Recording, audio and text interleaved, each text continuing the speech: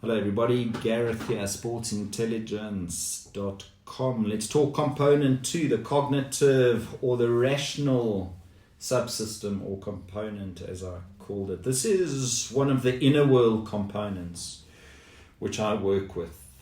As the name suggests, or the title suggests, rational means thinking stuff. Cognitive means thinking, not feeling. We're going to talk about that later. But good, clear thinking is a vital part of performing well in sports, and it's complex. It requires cognitive brain processes like game processing, knowledge application, judgment, decision making, learning, clarity, situational awareness, and these are found in both sports psychology and orthodox intelligence theory. How many coaches have you heard, or keen observers of your sport have said, that kid, that person makes excellent decisions, especially under pressure. Now that's not some genetic or God-given talent. That's rehearsed. It's developed by different applications. Somebody spoke about, was it Malcolm Gladwell in one of his early works, spoke about the 10,000 hour rule. Now there's conflicting data on that to the extent that it's important. Whether it's 10,000 hours, 8,000, 7,000, I don't know what the number is, and it doesn't matter. But his point is well made that you have to practice, execute, try things out many times. I've worked a lot with cricketers. And some years ago, the Dilshan swoop became the in thing.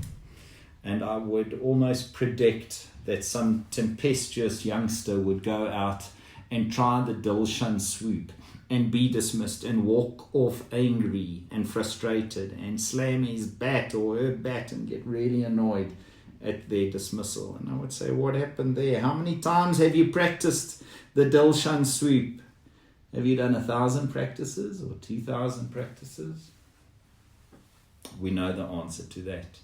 You need to be very clear on what you're doing, why you're going about it, how it needs to be executed, and you need to have practiced it. You need to know the principles which underpin your discipline and your sport.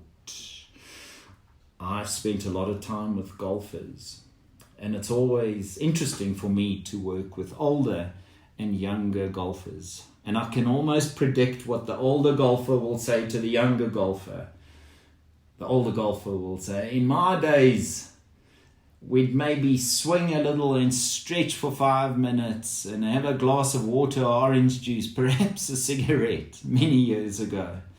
And that would constitute our warm-up.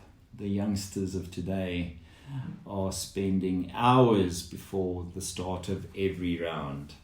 It just shows how that the emphasis on preparation, on what needs to go in before the event has changed over time.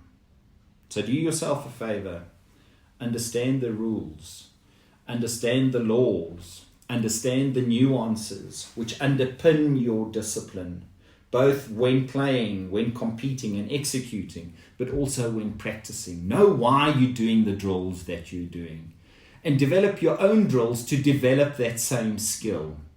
Those are just 2 simple examples of how you can start honing component number 2, the rational, the cognitive component.